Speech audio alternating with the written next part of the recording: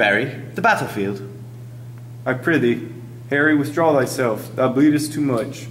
Lord John of Lancaster, go you with him. Not I, my lord, unless I did bleed too. I beseech your majesty, make up, lest your retirement do amaze your friends. I will do so, my lord of Westmoreland. Lead him to his tent. Come, my lord, I'll lead you to your tent. Lead me, my lord. I do not need your help, and God forbid a shallow scratch should drive the Prince of Wales from such a field as this, where stained nobility lies trodden on, and rebels arm triumph in massacres.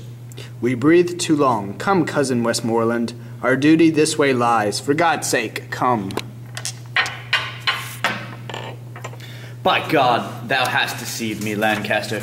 I did not think thee lord of such a spirit. Before I loved thee as a brother, John, but now I do respect thee as my soul. I saw him hold Lord Percy at that point, with lustier maintenance than I did look for of such ungrown warrior. Oh, this boy lends mettle to us all.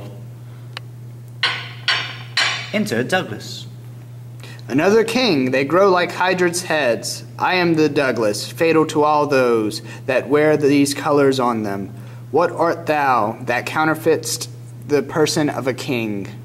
The king himself, who, Douglas grieves at heart, so many of his shadows thou hast met, and not the very king.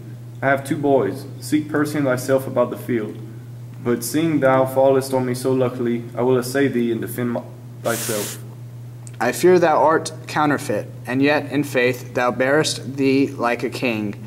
But mine I am sure thou art, whoever thou be, and thus I win thee. They fight, the king being in danger. Enter Prince of Wales. Hold up thy head, vile Scot, or thou art like never to hold it up again. The spirits of valiant Shirley, Stafford, Blunt are in my arms. It is the Prince of Wales that threatens thee, who never promised but he means to pay. They fight. Douglas fleeth. Cheerly, my lord, how fares your grace? Sir Nicholas Gaucy hath for succour sent, and so hath Clifton. I'll to Clifton straight. Stay and breathe a while. Thou hast redeemed thy lost opinion, and showed thou marked some tender of my life. In this fair rescue thou hast brought to me. O God, they did me too much injury, that I ever said I hearkened for your death. If it were so, I might have let alone the insulting hand of Douglas over you, which would have been as speedy in your end as all the poisonous potions in the world, and saved the treacherous labor of your son.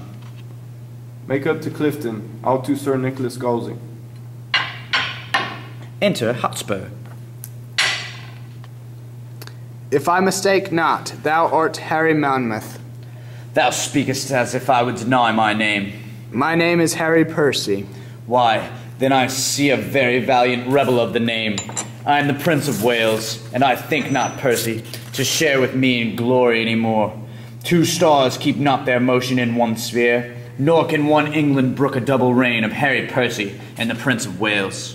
Nor shall it, Harry, for the hour is come to end the one of us, and would to God thy name in arms were now as great as mine. I'll make it greater ere I part from thee, and all the budding honors on thy crest I'll crop to make a garden for my head. I can no longer brook thy vanities. They fight! Enter Falstaff. Well said, How. To it, How. Nay, you shall find no boys' play here, I can tell you. Enter Douglas.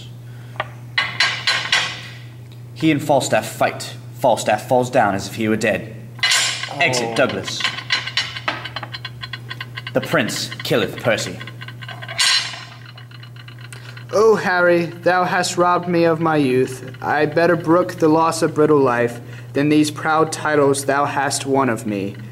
They wound my thoughts worse than thy sword my flesh, but thoughts the save of life, the life times full, and time, that takes survey of all the world, must have a stop. Oh, I could prophesy, but that the earthy and cold hand of death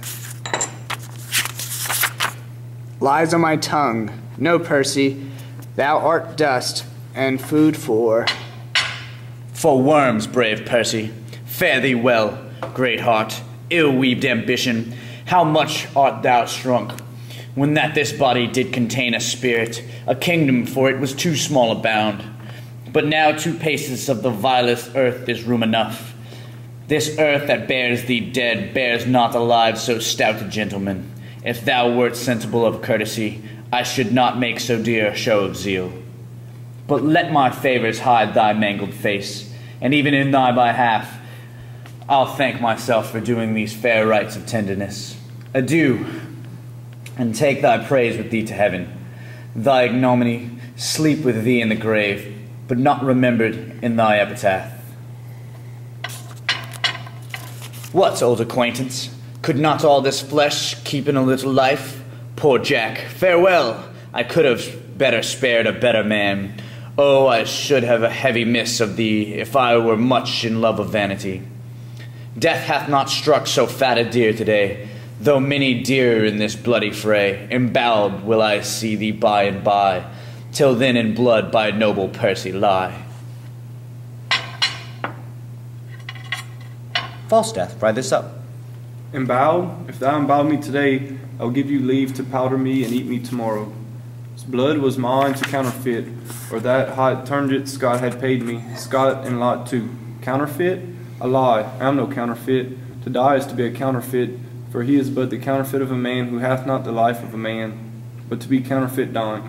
When a man thereby liveth is to be no counterfeit, but the true and perfect image of life indeed.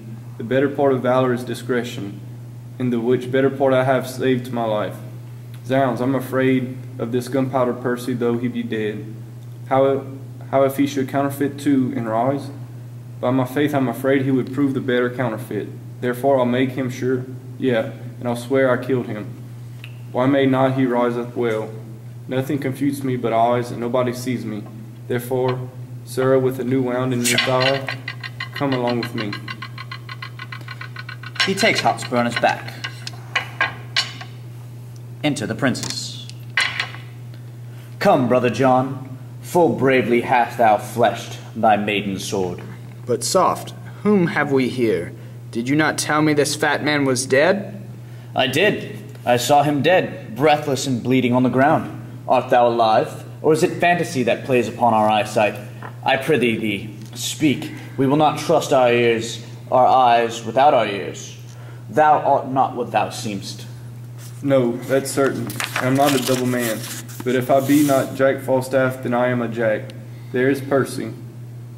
If your father will do me any honor, so. If not, let him kill the next Percy himself.